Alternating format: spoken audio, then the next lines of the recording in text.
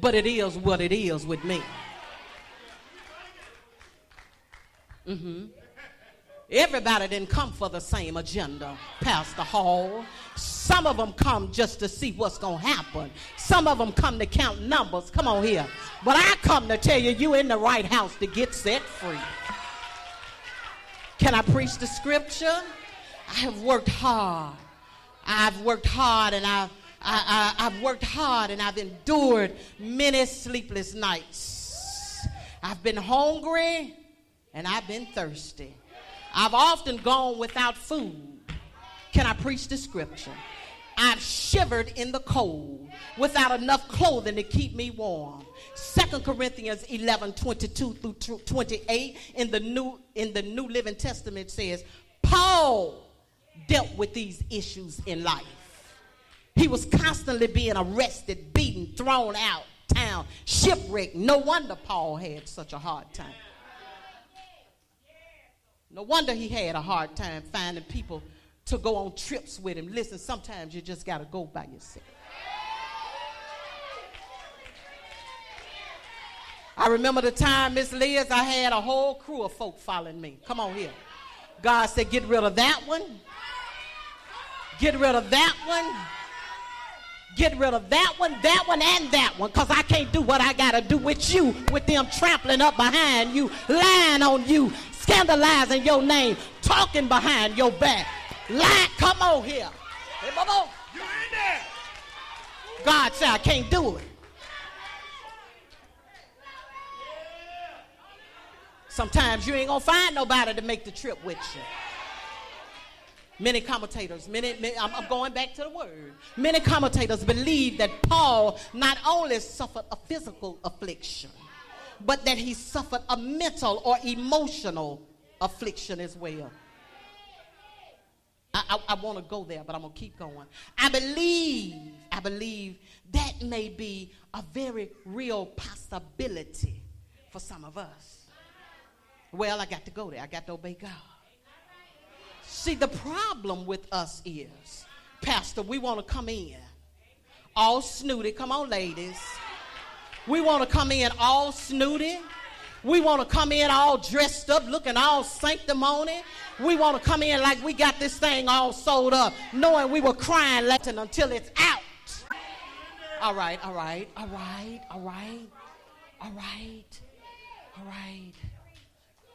Paul here. Paul seems to have gone through periods of depression just like some of us. On several occasions in the scripture, Paul used the term or idea that he feels overwhelmed.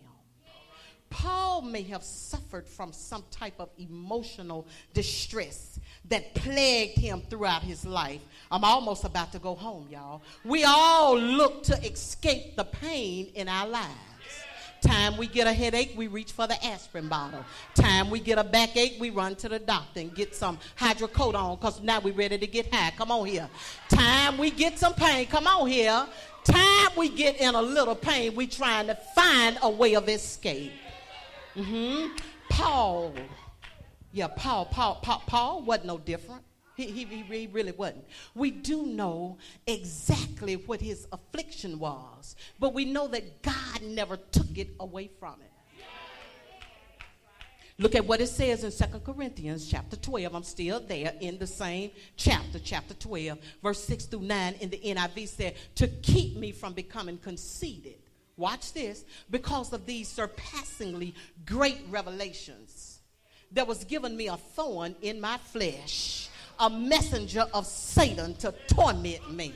Come on here. Some of this stuff God put there to torment you just so he can see how you gonna handle your storm. Come on here. 3 times I pleaded with the Lord to take it away from me. But he said to me, my grace, somebody read their Bible, is sufficient for you, for me, for my power is made perfect in weakness. Baby, sometimes God got to get you all the way down, weak as water, so he can get your attention. Paul wanted desperately to be finished with this torment. he was going through. But he learned that God's grace was powerful enough to sustain him. We all face incredible hurts and pains in our life, and they are never easy to deal with. For many of you, there are pains of childhood tragedy. Can I get somebody to testify of poor choices and sin that have plagued you forever, and you would love simply to forget they even occurred? You'll never be able to forget the pain that comes into your life. It'll always be a part of you because it shaped you to who you are today. Listen, watch this. God never wastes hurt. What you went through, it wasn't a waste. What you need to understand is that although you may wish it had never happened, can I testify? I wish I was never raped by my family member. I wish I'd never been physically abused by a man. But how many of you know God turned it around just for his glory? Sometimes we wish these things would never happen. We wish circumstances of our life were different. God has allowed you to go through them so that he may show up in your life.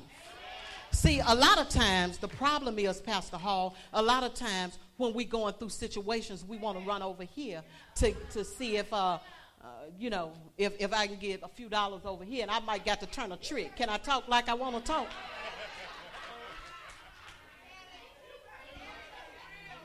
Well, y'all don't want to go with me there.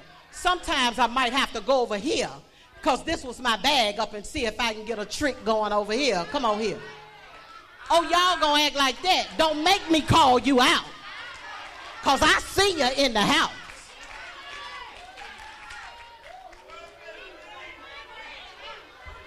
All right. Well, since I couldn't get him or him, I'll go get her husband. Come on here, Josh. Lift your hand. Some of us will do anything for $1. Come on here. Did I come to help somebody tonight? Well, why y'all acting all shiesty up in here?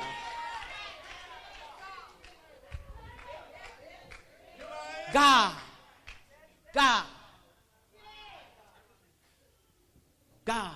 is our very present help. So many people go through life mad at God and hurt that God allowed them to experience pain. But God's desire is that we take the pain in our lives and learn to grow from it. Watch this. This is my second point. God, remember, he never wastes hurt, and he is faithful. This may be one of the hardest things for people going through pain or living with pain to understand. But God is faithful. He's our power. He's our strength in our weakness. In fact, some of the stuff we went through, we expected to die. But as a result, we stopped relying on ourselves and learned to rely on God. Listen, some of the stuff would have taken us out if somebody hadn't prayed for us.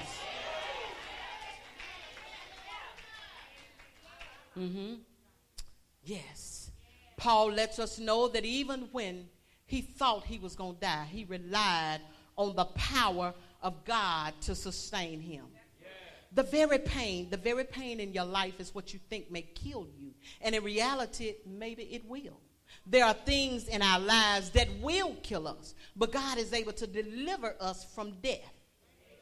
The worst thing that can happen to us in the pain and suffering that goes on through the process of our life but when we die, if we have a relationship with Jesus, that all comes to an end. If you in relationship, see, some of the problems with us is, First Lady, we want to get in relationship with Boo. And the biggest problem with us is the first time we meet a man, can I keep it 100? The first time we meet a man, we want to tell him all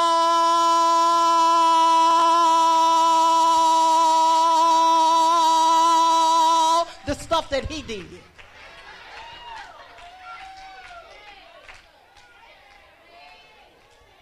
Sit your weak self down.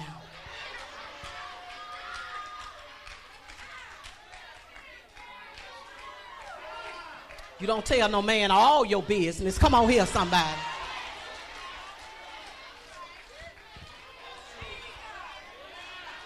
Because what you tell him that he did, he going to try the same thing. Come on here. Because he already know you weak in that area. Come on here, somebody. Oh, she weak over there. She'll call back. Desperate. All right, I'm about to close this thing.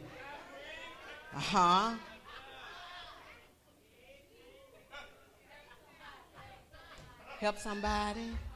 The God who was faithful to deliver us in the past can be trusted with your future. Paul said that what he learned through the process of all the pain he endured was that God is able to be trusted. What you call it? Cheating in the next room. Come on here.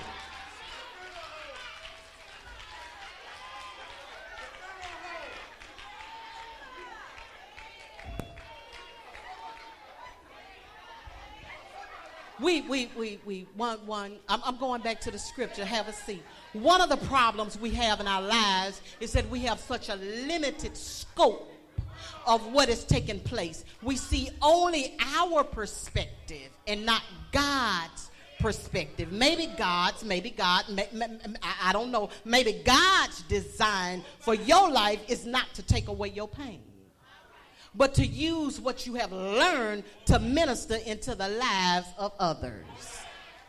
God desires your scars to tell a story. Work it out. And you are helping us by praying for us. Then many people will give thanks because God has graciously answered so many prayers for our safety. We often think that the way that God can really be honored and glorified is if we are healed or if we simply learn to bury our scars. Never allow anyone to see our weakness. Paul tells the Corinthians that not only do their prayers encourage him, but they allow others to hear his story. God need to rely on God. We realize that what is out of control is under control. That's when we're talking to him. We realize things that's out of control in our lives, they're really under control. They're in control. God got it. God uses our scars to tell a story of his love and faithfulness to others. Scars are not finish lines of death. They're checkpoints of life.